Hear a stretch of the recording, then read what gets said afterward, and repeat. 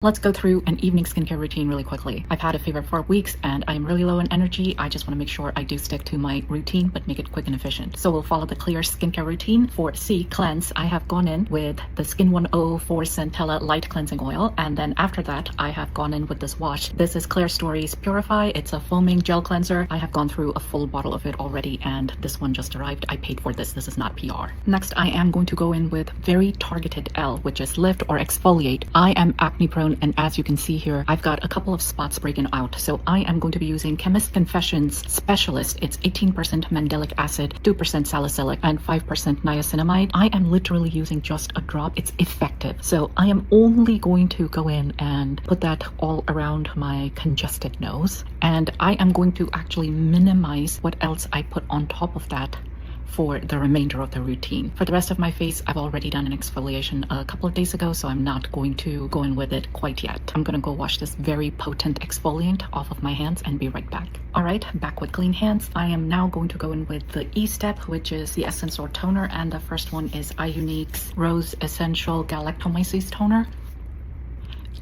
It's just calming and healing, which is what I continue to need as I heal my barrier. The second toner is Mishra's Time Revolution, the first essence 5X. Both of these toners are giving me fermented ingredients, which will continue to help and support my barrier, strengthen it, but also brighten and provide some anti-aging support as well. Next active is going to be the Medicate Liquid Peptides Advanced MP, and you'll wonder, well, why are you using this? Don't you use the Allies of Skin normally? Yes, I have my favorite products, but I also like trying new products. At this point, I am not recommending that you do or don't get any of these products. What I'm doing is trying them out for myself. For example, for retinol, these are just some examples of what I have either tried or what I am waiting to try. I don't feel I can give you a fair review without actually trying some products. So I may not recommend everything. Sometimes it's because I am still trying stuff. And also I may have preferred products that work for my skin type, but that doesn't make these products bad products. This one, for example, is from Sabbatical Beauty. It's got liposomal retinol. It's got encapsulated vitamin C. It's also got fermented lactobacillus. This deserves its own review and I'll definitely be getting to it. For my eyes, I've been struggling with getting rid of these dark circles just from being sick and being up so many late nights or through the nights. I am going to go in with a retinol from Beauty of Joseon, but before I do that, I'm going to go in with Dew's Auracle.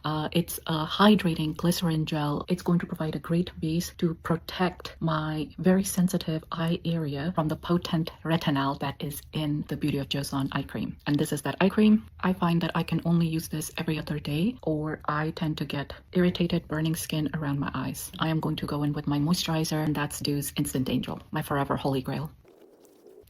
I'm going to take just a little bit and go over it on my nose. It is the only product other than the exfoliant that I am applying on my skin, and that is just so that I don't end up with irritated, peeling nose tomorrow. And for tonight, that's it. Off to bed I go.